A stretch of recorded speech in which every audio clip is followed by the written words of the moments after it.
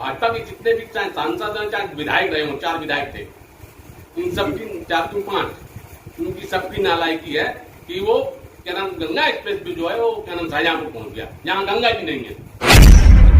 Overbridge तो क्या नाम सलमान साहब के टाइम के संग थे भाई जी। अच्छा, इन्होंने दोनों प्रोजेक्ट किए, नहीं तो बने तो इन्हीं के कार्यकाल में। अरे ओहो, तो उसकी बुनियाद उसका काम शुरू किसने कराया?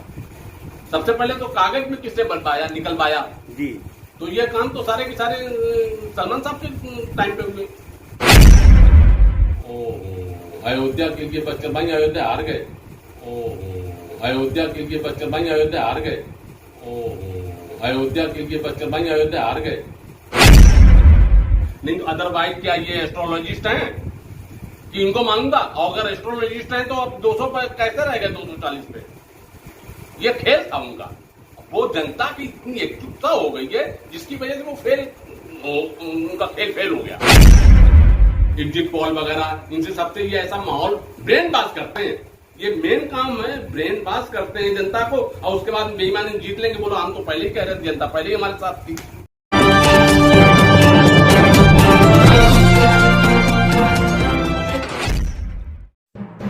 जगह की कैद नहीं थी कोई कहीं बैठे, जहां मकाम हमारा था हम वहीं बैठे। जगह की कैद नहीं थी कोई कहीं बैठे, जहां मकाम हमारा था हम वहीं बैठे।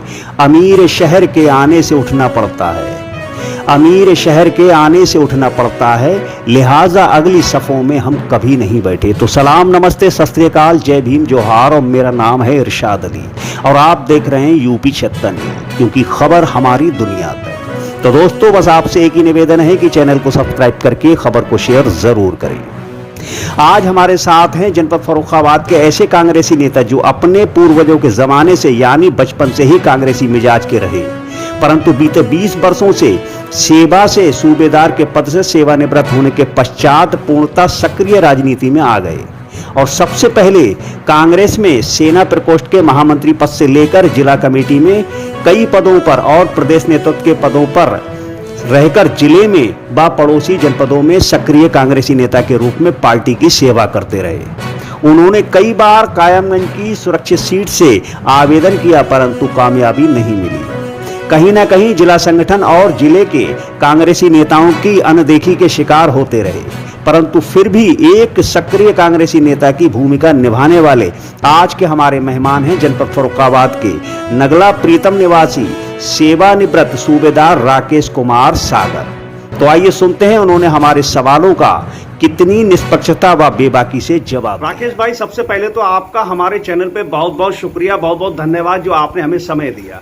आपका भी धन्यवाद। राकेश भाई, एक मन में शंका है और एक सवाल है कि 2024 में जनता का पूरा रुझान कांग्रेस की ओर रहा और आप कांग्रेस के वरिष्ठ नेता भी हैं और काफी समय से जुड़े हैं, तो ऐसे क्या कारण रहे कि गठबंधन जैसा संगठन खड़ा करना पड़ा और अन्य छोटी छोटी पार्टियों से समझौता करना पड़ा?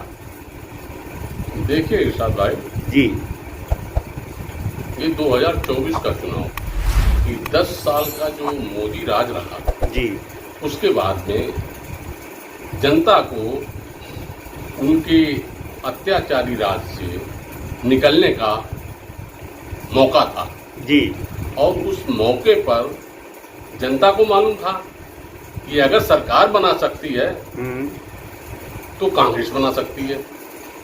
लिहाजा मोदी से आजिज होकर और जनता को कांग्रेस का पुराना राज याद करते हुए उसे ये विश्वास हो गया कि अगर कांग्रेस के बिना अब लाइफ बहुत मुश्किल हो जाएगी। लिहाजा पूरी जनता ने लगभग, चाहे वो जवान हो, चाहे महिलाएं हो, चाहे बुजुर्ग हों, और बुजुर्गों ने भी इसमें बहुत बड़ा रोल अदा किया, क्योंकि जो 2014 में विशेष रूप से जो युवा बरगला गया था उनकी चिकनी चुपड़ी और झूठी बातों से, झूठे वादों से, उसका बहुत बड़ा रोल था कांग्रेस को पीछे करने का, वो अन्ना आंदोलन वगैरह की वजह से जी। तो बुजुर्गों ने वो अपना रोल अभी अदा किया 2024 में, बोला नहीं कांग्रेस को लाओ, कांग्रेस ही बेहतर है। तो वो आज सारा का सारा युवा, एक तो ये परीक्षाओं से और नौकरियों से और सब 10 साल की बेरोजगारी से, जो 2014 में मतलब जवान नौकरी के लिए तैयार हुआ, वो 24 तक उसे नंबर ही नहीं लग रहा, बूढ़ा होने जा रहा है, मतलब पूरा एकदम ओवर एज जी। तो उस जवान ने और एक ने 10 को समझाया जी। तो इस तरह से कांग्रेस का माहौल बना था, पूरे देश में बना था, उत्तर प्रदेश सहित पूरे देश में। जी जी। तो और मतलब उसी के हिसाब से ये मतलब जनता जो है वोट करना चाहती थी कांग्रेस को, और कांग्रेस को वोट नहीं किया। कांग्रेस के नाम पर ही इंडिया गठबंधन में वोट हुआ, यूपी में भी। जी। यूपी में जिस तरह से वोटिंग हुई है, हाँ। हमारे फरुखाबाद में नहीं, अच्छा, कांग्रेस ने जैसे मान लीजिए करा है, तो ऐसे ही उत्तर प्रदेश सब जो है देश का सबसे बड़ा सूबा है, 80 सीटें हैं यहाँ पर।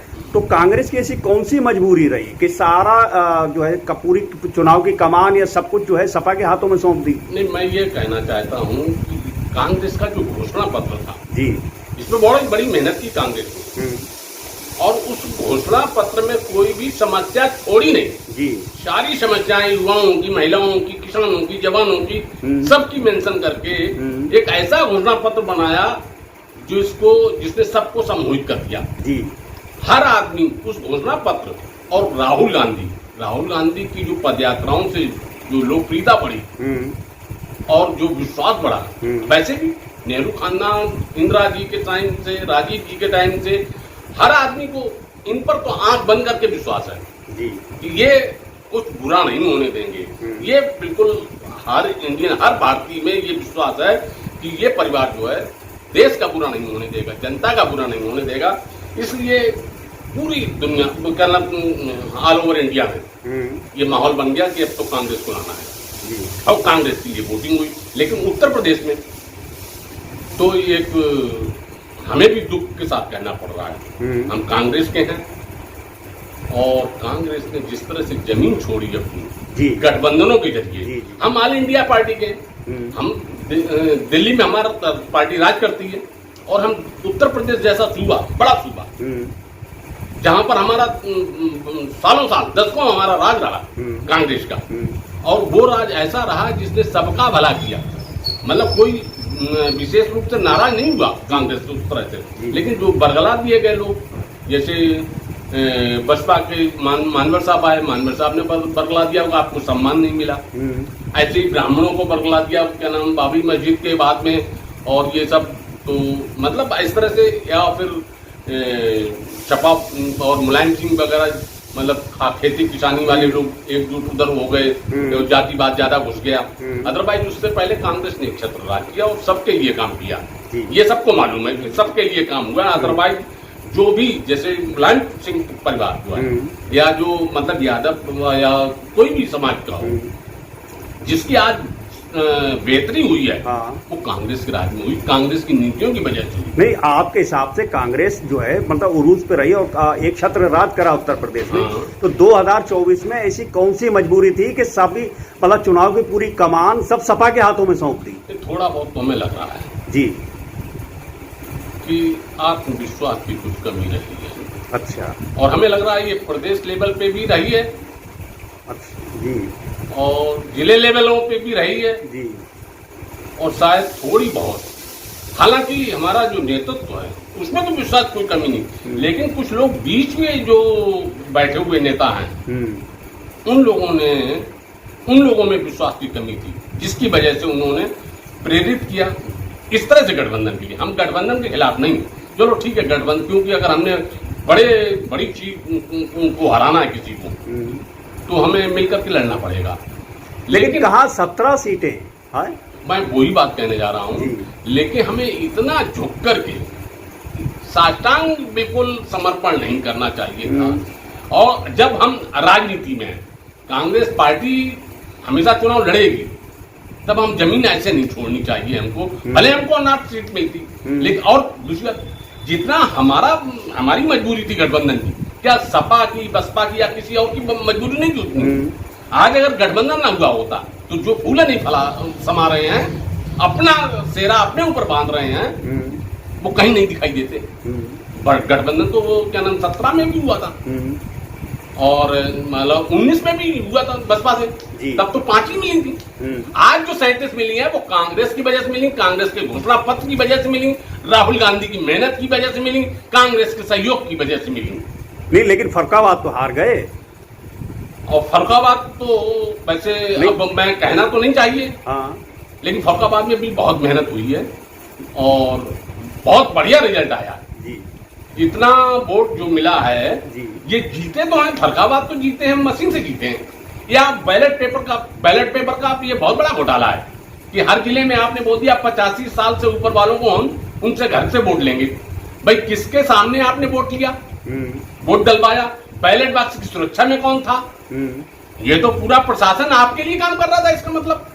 और अगर एक कॉन्स्टिट्यूंसी में अगर मान लो 10,000 आपने बना लिए वोट 85% एंड अबव वाले, तो 10,000 में तो 12 नारे हो जाते हैं।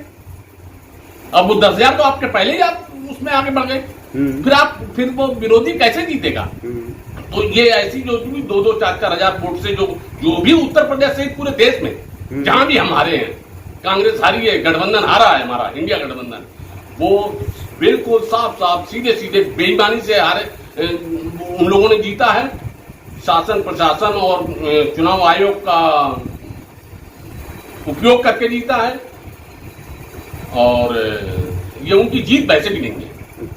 आज वो उन्होंने सरकार जरूर बना ली है, लेकिन मोदी साहब का तानाशाही का जवाब मिल गया है। जी अच्छा, जैसे मान लो फरुखाबाद की हम अगर बात करें तो फरुखाबाद में एक तरीके से मान लीजिए 4,85,000 प्लस वोट मिले हैं गठबंधन प्रत्याशी। मैं फरुखाबाद की एक बात और करूंगा जी, फरुखाबाद की जनता बहुत ही स्वाभिमानी है जी। ये बाहर का आदमी, घर का आदमी घर में बैठा रहे और बाहर वाले वो नेता बना दे। जैसे नरेश अग्रवाल भी आए थे, वो कहते थे हम कभी चुनाव हारे नहीं, फरुखाबाद की जनता ने उन्हें भी वापस भेज दिया था जी। और मुझे लगता है वही फैक्टर काम किया यहाँ पर। अच्छा, ये लखनऊ से आए, हालांकि हमारा सभी का इरादा था कि वो जीते, क्योंकि गठबंधन जीते, हम सरकार बनाए, इसलिए 17 समझौता किया सरकार कांग्रेस ने कि किसी तरह से हमको हराता कौन था? कांग्रेस को कौन हराता था? कांग्रेस को सब हराती थी, कांग्रेस को बसपा हराती थी। इसलिए कांग्रेस ने क्या किया? कांग्रेस ने किया कि आओ सपा वाला भी आ जाओ हमारे साथ, हम तुम्हें सब कुछ देंगे। बसपा को भी मनाते रहे लास्ट मिनट तक कि किसी तरह से अगर आप आ जाओगे और यहाँ इनको हरा दोगे उत्तर प्रदेश में, तो दिल्ली में सरकार बनेगी। सरकार तो कांग्रेस बनाएगी, आपको भी साथ में रखेगी। मेन मकसद की वजह से कांग्रेस ने इनसे इतना झुक करके समझौता किया है, हालांकि ये बहुत बड़ी गलती थी। इतना झुक करके समझौता नहीं करना था। अगर हम नेशनल लेवल की पार्टी हैं, हम दिल्ली में सरकार बनाने के दावेदार हैं, तो कम से कम हमें बराबरी का समझौता करना था। कम से कम अगर 40 सीट पे अगर कांग्रेस लड़ती तो और ज्यादा सीटें निकलती, क्योंकि माहौल जो था वो कांग्रेस के फेवर में था जी। जनता कांग्रेस को वोट देना चाहती थी, जनता ने वोट दिया इंडिया गठबंधन को और स्पेशली सपा को। एक तो मजबूरी भी समझो जी, और क्या नाम, कांग्रेस के नाम से वोट दिया है। अच्छा, अब जो है मान लीजिए कि भाजपा की सरकार बन गई है, मतलब भाजपा की कह लें या एनडीए की सरकार कह लें, मोदी जी प्रधानमंत्री बन गए हैं और संसद भवन में सारी प्रक्रियाएं पूरी हो गई हैं और जो जैसा मामला पहले था वैसे का वैसे ही है, कोई रद्दो बदल नहीं हुआ है। हालांकि लोगों का ये कहना है कि बैसाखियों की सरकार है, तो उसमें आपका क्या मतलब कहना है कि मान लीजिए जनता ने आपको नेता प्रतिपक्ष तो बना के बिठा दिया, तो क्या अब जनता की आवाज़ें उठाई जाएंगी? जैसा कि मैं आपको बता दूं कि आवाजें तो उठाएंगे हम। नहीं, अभी मान लीजिए कि अभी सोशल मीडिया आप उठा के देख लें, सोशल मीडिया है दलित, मान लीजिए आप दलित समाज से आते हैं तो दलित समाज का आप देखिए अभी जो है दलित के साथ क्या हुआ, मार तोड़ हुई, काट पीट हुई, उनके साथ पेशाब वगैरह करी गई उनके साथ। अभी भी मैं एक्स पे देखा है बेल्टों से मार रहे थे। अभी मान लीजिए एक मुस्लिम समाज जैसे जिसने पूरी तरीके से वोट दिया, कांग्रेस को वोट दिया, तो मुस्लिम समाज में भी अभी एक नेता जो है थाने के बीच में बैठ के कह रहे थे कि हम सबको काट डालेंगे एक साथ। लेकिन इस तरीके से ये बातें हो रही हैं, लेकिन अभी तक कांग्रेस की तरफ से कोई भी प्रतिक्रिया नहीं आई इसके विरोध में कुछ भी। जनता ने तो काम किया था जी, तो नहीं जनता ने काम करा। तो चुनाव में अभी भी कोई कितना भी कहे, चुनाव में ईवीएम का, प्रशासन का, इनका सबका योगदान है, इसकी वजह से ये चुनाव जीतते हैं। अब चुनाव में जीत गए, सरकार भी बना ली और बैसाखी जैसा आप कह रहे हो कि निश्चित ही बैसाखियां हैं, लेकिन ये लोग इतने शातिर दिमाग हैं, ये बैसाखी तोड़ देंगे। अच्छा, बैसाखियों को तोड़ देंगे, क्योंकि अब इन्होंने इसीलिए तो क्या नाम, ये जो स्पीकर इतना बदनाम स्पीकर, इतना तानाशाह, वो तो खाली आर्डर फॉलो करता है जी। वो स्पीकर का जो रोल है, उस गरिमामयी पोस्ट है, उसके लायक तो है ही नहीं जी। भाई। आज तक कभी इससे पहले 70 सालों में पहले कभी सुना गया कि 140 सांसद लोकसभा से बाहर? भाई एक गलती कर सकता है, 2 गलती कर सकते हैं। अगर कोई गलती भी हुई तो ये तो जानबूझ करके, ये तो साजिश के तहत उनको बाहर किया और अपने कानून पास कराए जी। तो ये सातिर दिमाग वालों लोगों की का गिरोह है।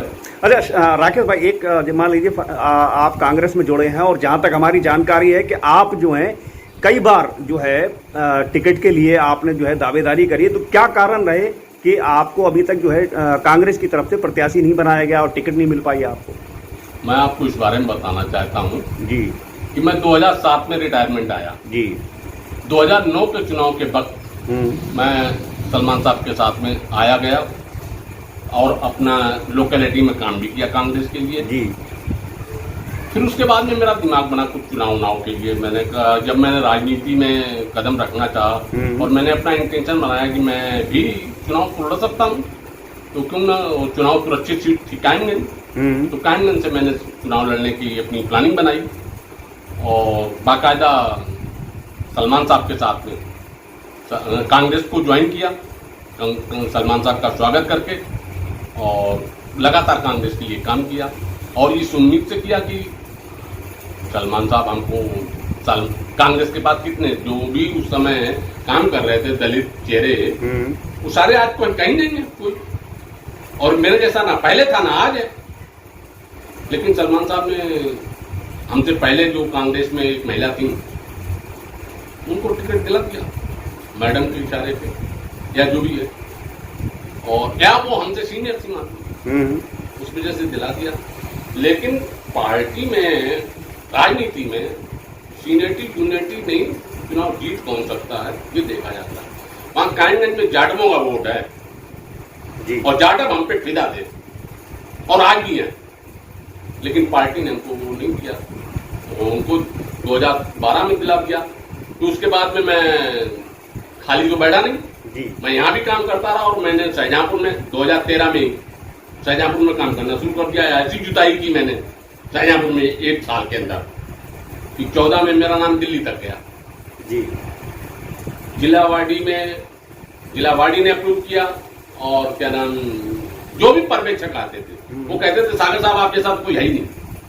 लेकिन वहां पर भी जतिन प्रसाद का राज था, जतिन प्रसाद भी अपनी जेब में रखते थे। हालांकि वो 4 बार के विधायक थे हमारे चेतराम जी, और पासी समाज से थे। पासी समाज वोट जो है शाहजहांपुर में बहुत कम है और जाटवों का वोट वहां पे है, और मैं उसकी, हमारी तो तमाम रिश्तेदारियां, हमारी ससुराल, हमारी ननिहाल, हमारे भाइयों की ननिहाल ससुराल है, सड़वाना सारा, और उनकी लड़कियां और भी वो शाहजहांपुर में हो। तो हमारा एक भाई है वहां पे अधिकारी है, उसमें क्या नाम, ये जो फैक्ट्री है, कपड़ा फैक्ट्री जो है उसमें, तो हमारा तो घर है, और हम गंगा के इस पार और गंगा के उस पार हमारी ननिहाल ससुराल वगैरह सब है। तो ऐसा तो नहीं हम इतने बाहरी थे नहीं, तो वहां आते जाते थे, हमारा अच्छा वहां पे भाव है, तो मैंने वहां पे डिमांड रखी और हमारा नाम गया। लेकिन छत्रपों के आगे हमारे नाम पे विचार हुआ, लेकिन हमको टिकट नहीं मिली। 2014 में जब हमारी टिकट नहीं हुई और वहां तो 14-15 दिन रह गए, मैं 2-3 बार गया, लेकिन मेरी मधुसूदन मिस्त्री साहब हमारे जो महासचिव हुआ करते थे जी, उनसे मुलाकात नहीं हो पाई। केवल 14 दिन रह गए तब हमारी उनसे मुलाकात हुई उनके घर पे। तो उनका कहना था कि सागर साहब आप अभी तक थे कहाँ, आप पहले क्यों नहीं मिले? मैंने कहा सर मैं 2-4 बार आया लेकिन आपसे मुलाकात नहीं हुई। तब मधुसूदन मिस्त्री साहब ने कहा, हमको जो लेके गए थे कैप्टन डावर हैं जी, AICC में उस समय सचिव थे, AICC सचिव और सैनिक प्रकोष्ठ के, वो हमको लेके गए थे मिलाने के लिए। उनके सामने कहा कि सागर साहब अब हमारे अकेले बस की बात नहीं रही, क्योंकि टिकट डिक्लेयर हो गया, फंड भी चला गया जी। लेकिन कल प्रतापगढ़ में मीटिंग है, वहां पे राहुल जी से मुलाकात होगी, मैं आपकी बात जरूर रखूंगा। उन्होंने बात वहां रखी मेरी, लेकिन मात्र 14 दिन की वजह से बाद में तो फंड भी चला ही गया है, इसलिए हमारे नाम पे दोबारा विचार नहीं हुआ। अगर 20-22 दिन होते तो उनकी टिकट कैंसिल भी होती और हमको उम्मीदवार हम हो गए होते। अच्छा, फर्रुखाबाद हमें अपने लोकल छत्रपों की तरफ से हमें वो नहीं मिला, सपोर्ट नहीं मिला। कौन छत्रप हैं फर्रुखाबाद के जो दूसरा नेता नहीं बनने दे रहे? नेता बनने का, नेता जब अगर दूसरों को ही नेता बना देगा तो फिर नेता कहाँ रहेगा? नहीं, वही तो हम कह रहे हैं, कौन है वो छत्रप? नहीं, वो तो खैर कांग्रेस में ही नहीं, हर जगह है, हर जगह। नहीं, कांग्रेस में कौन है फर्रुखाबाद से? अब वो तो ये तो सर्वविदित है, हमारा नेता एक ही है यहाँ पे।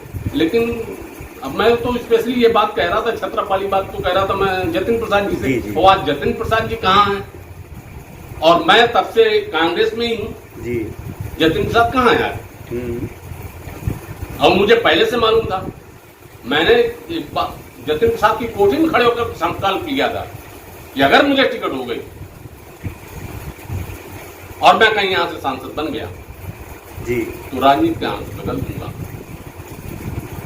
अच्छा, मान लीजिए, मतलब चलिए फर्रुखाबाद की बात कर लेते हैं। तो फर्रुखाबाद में मान लीजिए अब तो मुकेश राजपूत फिर सांसद बन गए, मतलब 3 बार सांसद हुआ, तीसरी बार हैट्रिक लगा दी, शपथ भी ले ली, सब कुछ हो गया। तो आप मान लीजिए फर्रुखाबाद के लिए उनसे क्या उम्मीद रखते हैं कि बतौर सांसद फर्रुखाबाद में ये कमी है, इसको पूरा कराया जाए? माननीय सलमान साहब से? नहीं, अब सलमान साहब तो नहीं, अब सांसद तो मुकेश राजपूत हैं। तो उनसे तो कोई उम्मीद ही नहीं है। क्यों? मैं तो उनको कई बार उसमें हमारे मीडिया के कार्यक्रमों में मैं उनको बोलने नहीं दिया। अच्छा, 2-3 बार ऐसा बताओ वास्तव उनकी क्या उपलब्धि है? नहीं, अब वो 2 कार्यकाल में उन्होंने ये कहा था कि फर्रुखाबाद का नाम नहीं बदल पाए, लेकिन अब बदल देंगे फर्रुखाबाद का नाम। बात बताओ, फर्रुखाबाद का नाम बदलना तो बहुत बड़ा क्या नाम इतिहास का नुकसान होगा। नहीं, उन्होंने कहा था हम पिछली बार नहीं बदल पाए, लेकिन इस बार फर्रुखाबाद का नाम बदल देंगे। अब तो मोदी जी भी नहीं कर पाएंगे ये काम। वो नहीं, उनके आका मोदी जी, अब वो भी फर्रुखाबाद का नाम नहीं बदल पाएंगे। और फर्रुखाबाद का नाम बदलने के लिए तो हमारे जैसे लोग बहुत लड़ने के लिए तैयार हैं। अच्छा, अभी ये जो पांचाल घाट कर दिया, मैं तो आज तक नहीं पांचाल घाट बोलता हूँ। काहे का पांचाल? कौन सा पांचाल? कहाँ था पांचाल?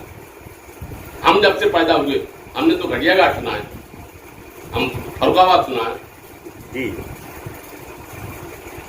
और ये जो गंगा एक्सप्रेस पे जो बहन मायावती जी ने अपने राज में जिसको जमीन पे लाई थी, तब तो वो फर्रुखाबाद तो गंगा जी के किनारे किनारे निकल रहा था। अरे सांसद, अब इन लोगों की नाकामयाबी, इन लोगों की नालायकी, ये पूरे भाजपा के जितने भी चाहे सांसद हैं चाहे विधायक रहे हो, 4 विधायक थे, इन सबकी 4-5 उनकी सबकी नालायकी है कि वो क्या नाम गंगा एक्सप्रेस भी जो है वो क्या नाम शाहजहांपुर पहुंच गया, जहां गंगा जी नहीं है। अरे बीसीओ फर्रुखाबाद में बीसीओ जो है अंडर ब्रिज बनाए हैं और 2 ओवर ब्रिज बनाए हैं मुकेश राजपूत ने अपने कार्यकाल में। ओवर ब्रिज तो सलमान साहब के टाइम के संसन थे भाई जी। अच्छा, दोनों प्रोजेक्ट किए नहीं तो बने तो इन्हीं के कार्यकाल में। अरे ओहो, तो उसकी बुनियाद उसका काम शुरू किसने कराया? सबसे पहले तो कागज में किसने बनवाया, निकलवाया जी। तो ये काम तो सारे के सारे सलमान साहब के टाइम पे हुए। कौन सा काम हुआ? सलमान साहब के पिताजी ने वो आउट बनवाया था, वो बाईपास, और फर्रुखाबाद को क्या नाम कायमगंज में तराई में वो जो रोड गया हुआ है वो उनका क्या नाम जो कपड़ा मंत्री थे हमारे सलमान साहब के पिताजी जी, इनका काम था। और अपने इनको 10 साल हो गए, अब ये 15वीं के लिए ये चुन लिए गए हैं। इनका कौन सा काम है बताओ? अभी तो उन्होंने जो है अयोध्या के लिए बस चलवाई है संघ के साथ सीधे। अयोध्या के लिए बस चलवाई, अयोध्या हार गए, अयोध्या हार गए। अब वो हार गए कुछ भी है, लेकिन यहाँ के लोग जाके दर्शन करेंगे जाके वहाँ अयोध्या में। तो पहले नहीं करते थे लोग, पहले भी तो करते थे। पहले बस कहाँ चलती थी? अब तो बस चलने लगी फर्रुखाबाद से, संघ के साथ से है डायरेक्ट। अरे अब तो वो बंद हो गई, अब कहाँ चल रही? नहीं, अभी उन्होंने हरी झंडी दिखाई। बंद हो गई। हाँ, बंद हो गई। कब से? चुनाव हार गए तब से। नहीं, चुनाव जीतने के बाद अभी उन्होंने हरी झंडी दिखा के और संघ के साथ से बस रवाना करी है। अब वो पर डे चलती है यहाँ से फर्रुखाबाद से सीधे अयोध्या। मतलब ये एक तो सांकेतिक कार्यक्रम है, धार्मिक अपना वो दिखाएंगे कि भाई सांसद बन गए, तीसरी बार बन गए, है तो कृपा तो की है प्रखावत और उनके ऊपर। लेकिन यहाँ पर अच्छा चुनाव तो ये जीते हैं, क्या नाम, ईवीएम और प्रशासन की वजह से। अच्छा राकेश भाई, एक सवाल और है। अभी बीच में सांसद जी जो हैं शमशाबाद गए थे और शमशाबाद में उन्होंने जो है ब्लॉक के सभागार का उद्घाटन करा था। उस उद्घाटन में उन्होंने ये बयान दिया था कि फर्रुखाबाद से अब कोई उनके अलावा जीत नहीं पाएगा, नंबर एक। दूसरा उन्होंने ये कहा था कि राहुल गांधी अब प्रधानमंत्री, कभी जीवन में प्रधानमंत्री नहीं बन पाएंगे। इस बारे में मेरा कहना है ये सब सातिर लोगों का गिरोह है। इनको पहले से ही मालूम था, इन्होंने ईवीएम की सेटिंग कर ली, इन्होंने प्रशासन की सेट कर लिया है, इसीलिए पहले से ही 400 पार का नारा। नहीं तो अदरवाइज क्या ये एस्ट्रोलॉजिस्ट हैं कि इनको मालूम था? अगर एस्ट्रोलॉजिस्ट हैं तो अब 200 पर कैसे रहेगा 240 पे? ये खेल था उनका। वो जनता की इतनी एकजुटता हो गई है जिसकी वजह से वो उनका खेल फेल हो गया। नहीं, जनता तो उनके साथ है। जनता उनके साथ नहीं है। उनके साथ जनता होती तो वो 400 पार वाला बात नहीं, 300 पार वाला बात होती। वो फ्री राशन वाला काम कर रहा है, उनका फैक्ट बड़ा नहीं काम कर रहा है। ये इस तरह से बातें करके माहौल बनाते हैं जनता को बरलाने के लिए। बाद में जैसे वो एग्जिट पोल वगैरह, इनसे सबसे ये ऐसा माहौल ब्रेन बास करते हैं। ये मेन काम है, ब्रेन बास करते हैं जनता को और उसके बाद बेईमानी जीत लेंगे। बोलो हम तो पहले ही कह रहे थे, जनता पहले ही हमारे साथ थी। इस तरह का ये माहौल बनाते हैं। जनता नहीं इनके साथ है। चलिए राकेश, जिससे भी पूछो आप, जनता से जाके पूछो, जनता ही कहती भैया वो तो मशीनों से जीते हैं। जी जी, जनता ने, हमने वोट ही नहीं दिया उनको, वो जीत कैसे गए? बोलते हैं जनता बोलती है। चलिए राकेश भाई, आपने हमारे सवालों का जवाब दिया और आप हमसे जुड़े रहे, इतना समय दिया, इसके लिए बहुत बहुत धन्यवाद। थैंक यू आपको।